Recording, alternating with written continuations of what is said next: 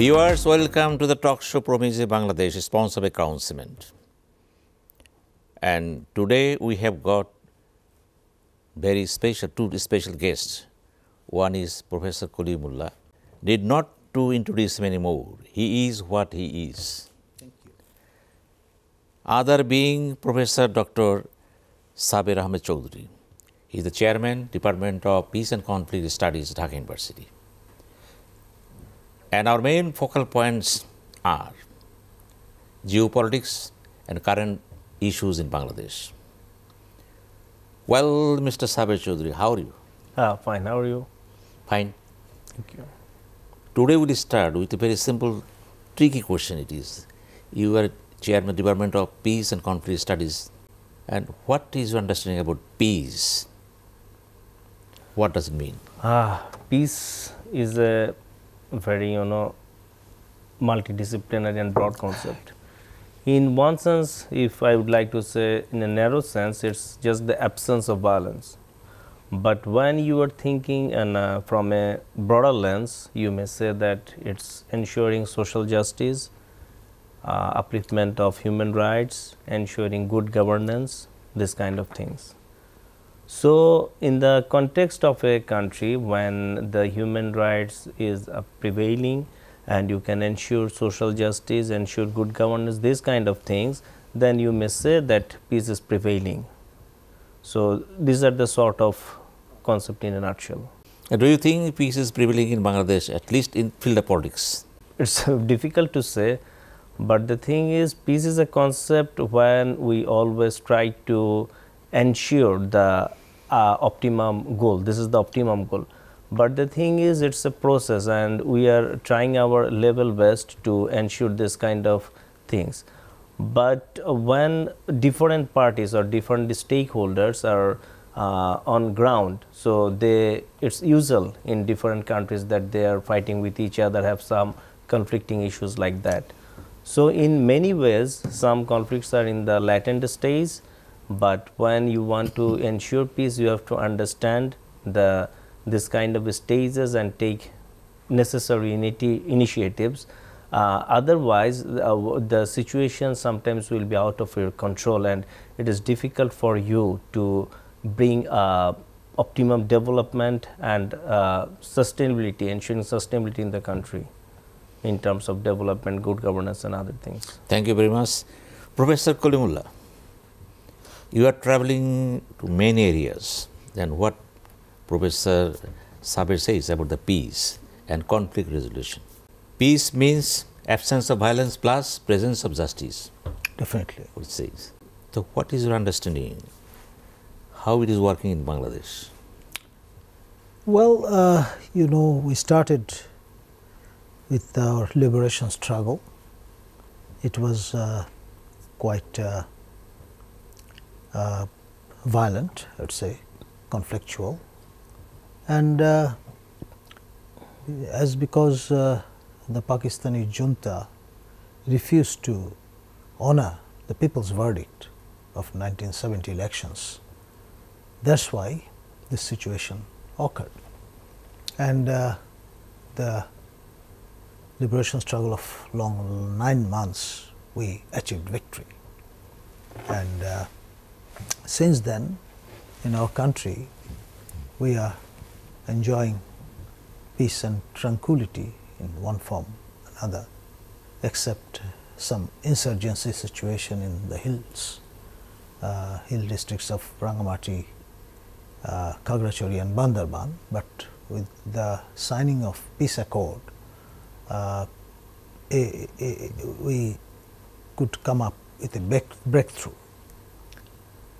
However, with the advent of Rohingya refugees, the situation in our Myanmar border worsened, and but again we gained strength through the signing of land boundary agreement with India.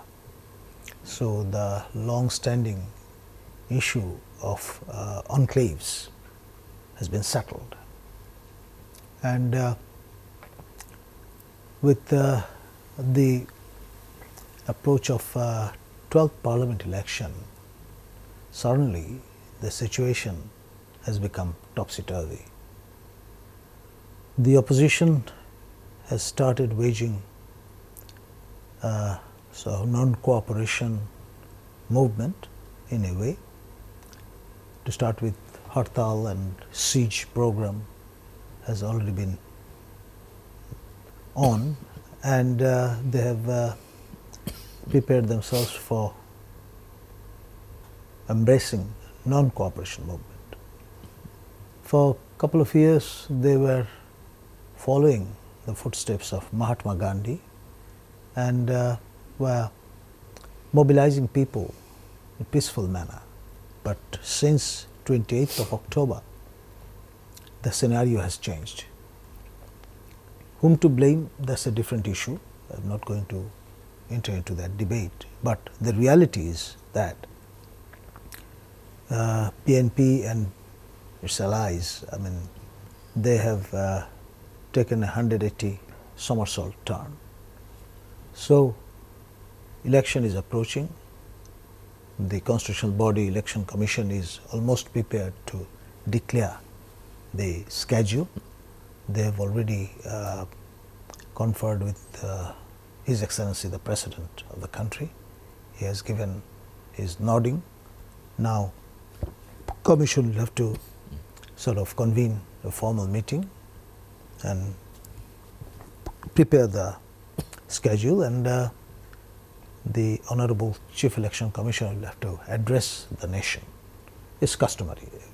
The eve of every election, general election, I mean, the person concerned who is in charge of running the commission addresses the nation. So, till now this is the situation, yes. Thank you very much. Dr. Saber, you know very well that there is a Nobel laureate Peace Prize all over the world, and every year it is given to such a person who has contributed a lot in the field of negotiation on peace resolution. In Bangladesh, there is a Nobel laureate, this is Dr. Professor Yunus. What the contribution he made in the field of peace in your analysis? Actually, he is an economist, so economics is not far away in contributing to the society.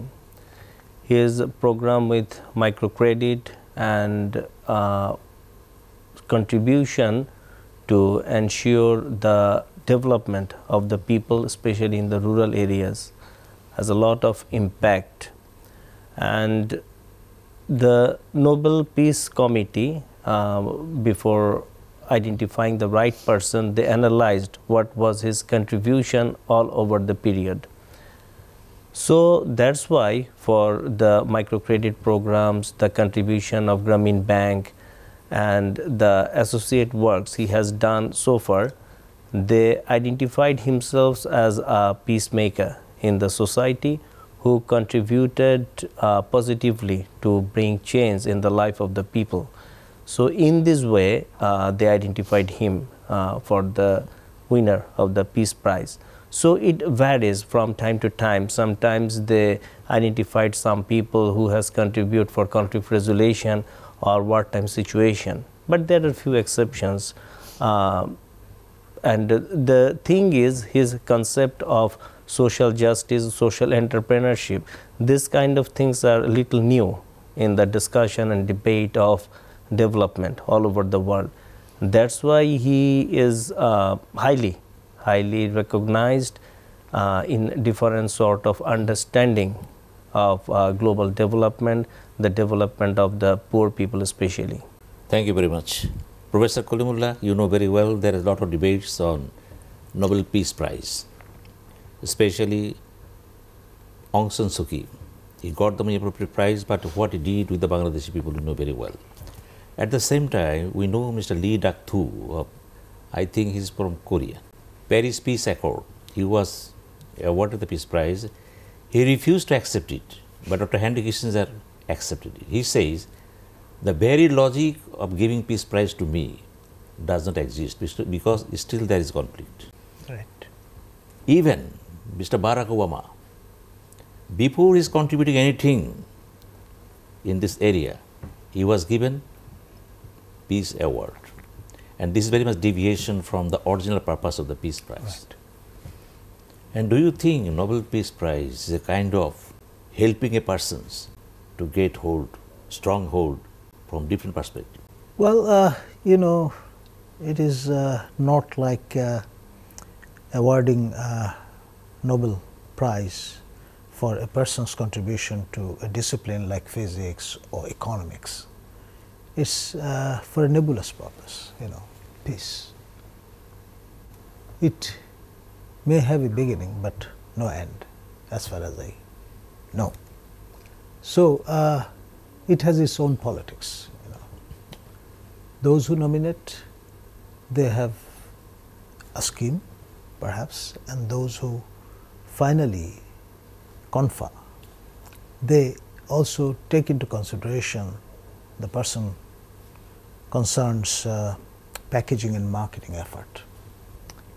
For example, our Nobel laureate, Professor Yunus, he actually, along with his institution, Grameen, has become the recipient of this prestigious award, and the first person from the developing world who received a Nobel Prize was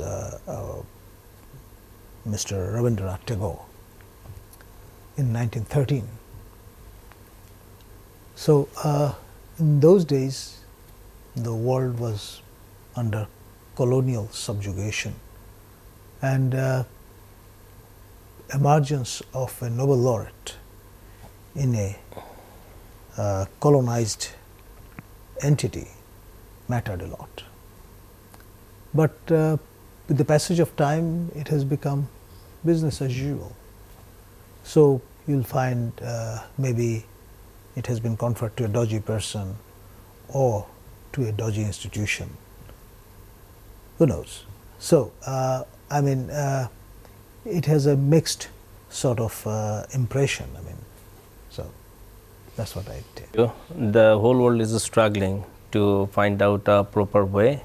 So it's also difficult for me to say something. But the thing is, at first we have to understand the situation. The thing is, this government, they so far come up with many development projects, and in real sense there are some sort of development in the life of the people. And mostly some visible developments took place in different sort of ways, like the Padda River and the metro rail flyovers, this kind of things. And we progressed in some other ways, the use of atomic energy in power sector and some other developments. So it changed the life of the people a lot. There were a lot of development in the peacekeeping operations in the government sector and in dealing with the remittances.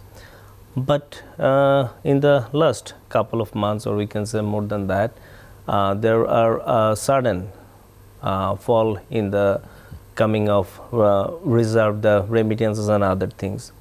So these things are very difficult and complicated for the government to deal with.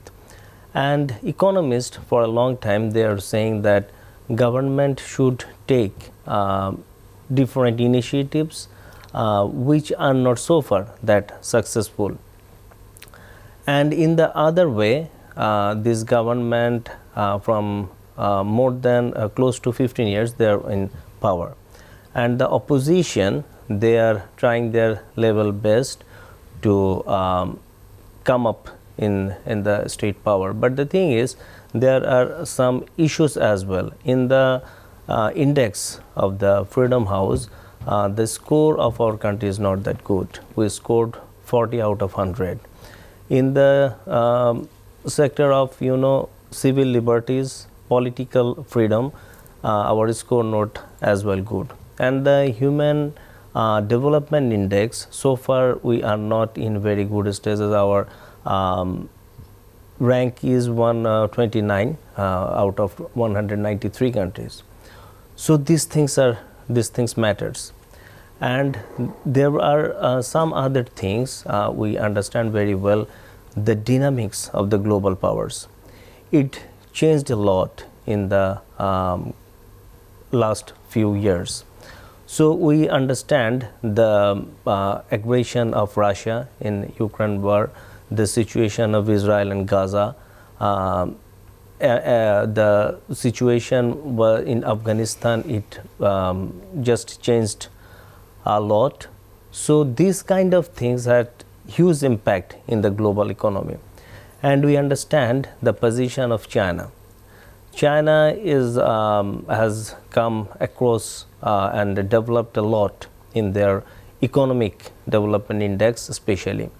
So these kind of things changed the scenario of the global dynamics, the scenario of the global powers.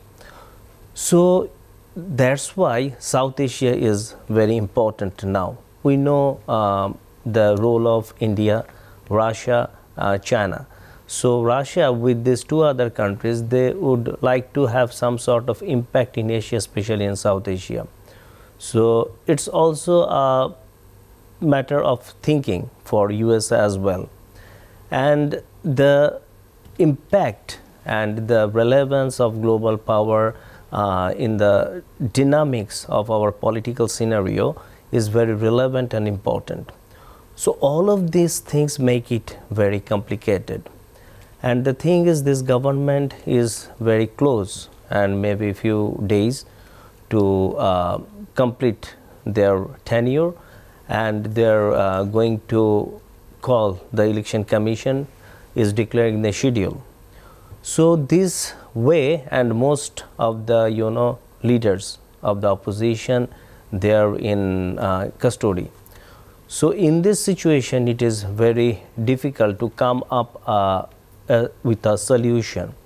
The thing is, which is important in this context, that the global powers and the international community, they want a free, fair election where the most important things ensuring human rights in the lens of ensuring voting rights for the people.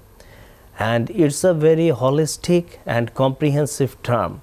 But the thing is, at this moment, ensuring this kind of rights, it's sort of way, it's difficult because we need to have a very acceptable position for the opposition to ensuring the rights of their supporters. Thank you very much. I will come to again. Ensuring the space for the opposition, very important talks Professor Saber Ahmed Chowdhury uttered. And you know very well that we saw peaceful demonstration by BNP and peaceful process by Awami League. And they claim they are non-violent indeed. But what the reality says and what are the conclusions like to take place in the coming days? Well, since 28th of October 2023, the course has changed. The scenario has taken a dramatic turn from better to worse, I would say. And whom to blame? That only the international investigation would be able to ascertain. You know, lately European Union has come up with a resolution with reference to the demand to release former Deputy Attorney General Advocate Adilur Rahman Khan Shubro and his deputy Nasiruddin Alan.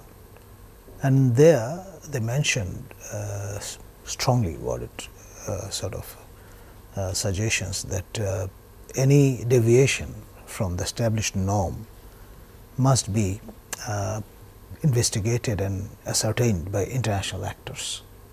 So with reference to that, say lately we came to know that an American team of investigators, they're in the town and they're looking into the matter. So we'll have to wait and see what they come up with, and after that we'll be able to tell. Side by side, there is a question and asking to you. You know very well the Blinken at this very moment visiting India. Okay. And Mr. And Peter also Haas, Secretary of Defense. Mr. Peter Haas, who is the American ambassador to Bangladesh, he also went there. Right. It is assumed definitely there must be some sorts of talks about Bangladesh. Definitely. And Election Commission is yet to announce the Schedule. Yeah. They called on the President. They're waiting for the right time, right moment. And what are your assumptions about the talks being held in Delhi? Well, no doubt it's bilateral in nature, but again, Delhi was the seat of government for the whole region, involving almost all SAARC countries. And the legacy is there. Delhi, this dialogue or talk will pave the way for the future course of actions with reference to India and USA as partners quad arrangement. But alongside that, you know, if you try to examine the Monroe Doctrine, so America is for the Americans. So, Bangladesh is the backyard of India, and India acted as the surrogate mother during our liberation war. So, from that perspective, India matters a lot if we think with reference to Bangladesh. And since the American envoy on the ground, His Excellency Peter Haas, the ambassador, has gone to Delhi, it has other significance too. And the American investigation team is in the town again, I told you. So, within a couple of days, the future of this region might take a shape, and we'll be able to know what is going to happen in near days to come. Thank you very much, Professor Kalimullah. Dr. Saber Ahmed Chowdhury, Professor Kalimullah named non-Monroe Doctrine. Mr. John Kerry, the former Secretary of State of America, he said Monroe Doctrine is dead. And I then wrote a very big article which was published in the foreign journals. Do you think Monroe Doctrine is going to get live in South Asian perspective? At this stage, it is difficult to say that whether we're going to revive the situation. But the thing is, this conflicts where there are some other dynamics which will play important role. The thing is, the role of what Professor Kalimullah was saying, the role of India is very vital in the context of South Asia. And the thing is, this kind of, though it is bilateral in nature, but when they sit together, maybe there's some sort of discussion in the future scenario. And to some extent, we are, not in a good position to understand the world or the dynamics of the global powers, because there are so many things, still we are not in that stage to deal these global powers in such a way. So for that reason, we need to deal these things in a diplomatic way. So this kind of scenario is important, and the way we are giving political statements and other things, it will not very favorable for us. So it is very complicated, and in the global scenario we have peacekeeping missions. The European Union and the Europe and US is our big markets. So we have to understand this in a proper way. Maybe there are some other global powers, but at this stage mostly they are giving lip services. So this way, this is the time to deal with these things, and we need to wait for a couple of days what will be the decision they will make to ensure security and global stability in South Asia, the stability of South Asia, because it's also they're one of the mandate in this meeting. So that's why we need to wait for the outcome of this meeting. Well, you know, lately bipartisan pre-election assessment mission led by IRI and NDI came here, and they have come up with 5-point recommendations. The first one deals with what you are suggesting, dialogue and consensus, understanding. And in line with that, we found that His Excellency the Ambassador of the United States of America to Bangladesh, Mr. Peter Haas, he went to the Election Commission, met with Honorable Chief Election Commissioner Kazi Habibul Awal and his esteemed colleague, Honorable Commissioner, Brigadier General Retired Ahsan Hamid Khan, and respected Secretary of the Election Commission, Mr. Jahangir. And after conferring with them, he decided to meet the press and suggested that Election Commission should convene a dialogue involving all the registered political parties to the tune of 44. And Election Commission gladly accepted that suggestion and materialized that the last Saturday. They invited all 44 political parties in 2 groups, 22 plus 22, in between this lunch break. But it was predictable. We knew that this dialogue must involve BNP and its allies, and none of those parties turned up. So Election Commission could say that we can put a tick mark in the box. We have arranged the dialogue, but the real aim was not fulfilled.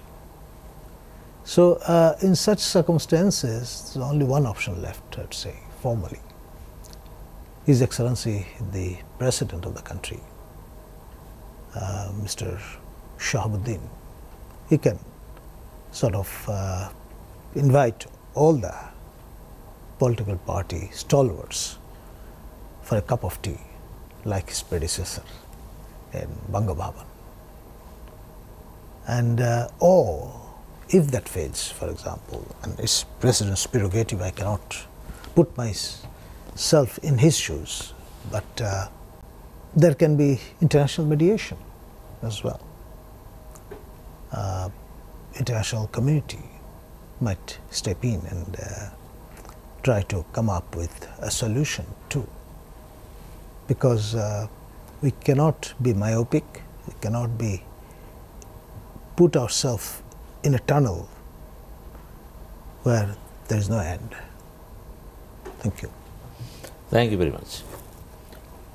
Dr. Saber Ahmed Chowdhury, we know very well the power and functions of President inserted in the Constitution of Bangladesh are very limited, and he cannot play a role from his own, because each and every step he has to talk to the Prime Minister, and it is in the Constitution.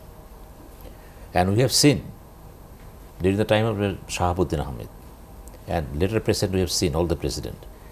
So almost they are like a figurehead President. And under these circumstances, what the role President can play, because Constitution doesn't permit him to do so. He is under the shroud of political obligations, at the same time constitutional obligations. Do you feel the President has still any space to play a role? As in the position, maybe there are some sort of bindings, but the thing is, person matters, personality matters. And in different negotiation table, mediation table, we found that the role different persons played as a person, it's quite different. So still he can come up with some suggestions, or because he is the president of the country, so still he has some sort of scope. We are not sure what will be the outcome, but the thing is, at least he can take some initiatives. And still there are some sort of understanding and initiative we can take, the third party mediation, which are applied in different sort of way in different parts of the world. Definitely it's a conflicting situations and volatile situations, and in these situations sometimes third party mediation is very important and necessary when we can't come up with our own solution. Third party means, please specify it. We may it depends on the attitude or the desire of the government. Mostly they can seek some help from United Nations, they can seek help from some global powers, and they can come up with their own decisions and own initiatives in the mediating table. And these things are very important and successful in some ways, but the thing is desire, attitude, these things matters here. If you in real sense would like to come up with some solution, still there are ways. But the thing is, you need to understand the situation of the country, the situation of the general people, the role of the global powers, and what will be the outcome in near future.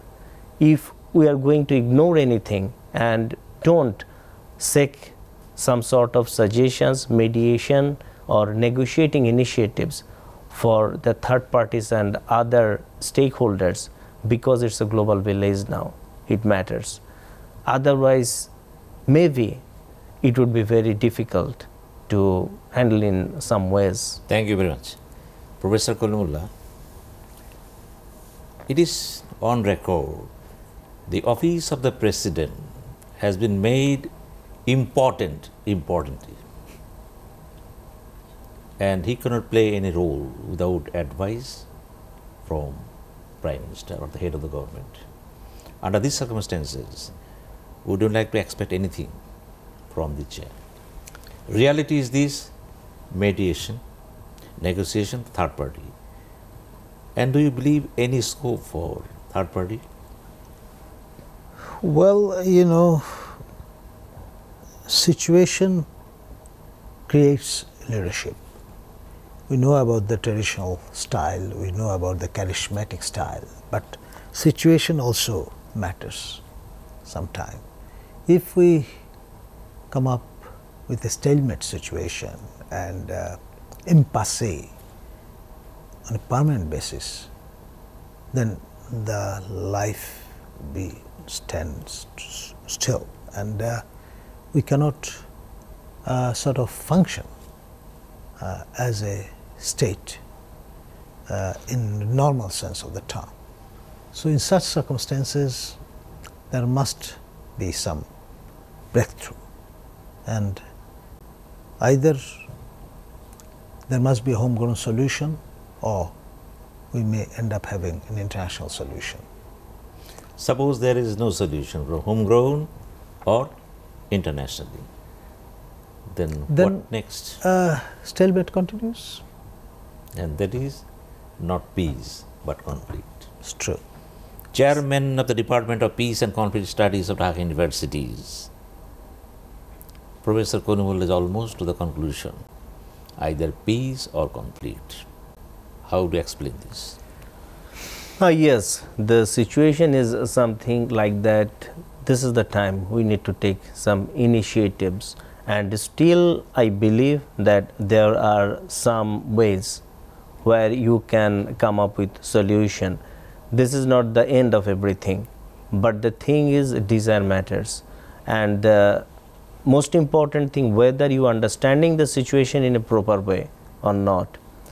And this government, they successfully run 15 years, and they have a huge support in the last a few days back, there are a study of Professor Abul Barakat where he identified that this government has a very good, important potentiality to come up with a huge majority.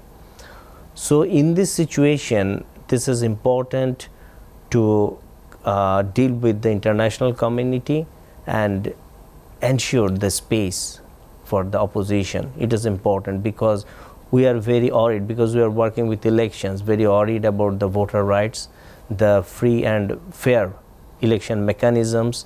These things are very important. Otherwise, there is always a question. And this time, I am not that sure that international community will be convinced if we are going to operate the election mechanisms in such a way. This is important. Thank you very much. My last asking to you, Professor Saber Ahmed Chowdhury, in a very eloquent way, he says, is space for the opposition. How do you explain this? Well, democracy means to me plural space, and there must be space for voice of dissent. Without that, democracy is meaningless. One party rule is not the solution. There must be peaceful coexistence of different shades and colors of opinion. And in a truly functioning democracy, there must be voice of dissent. This is your explanation. Yep.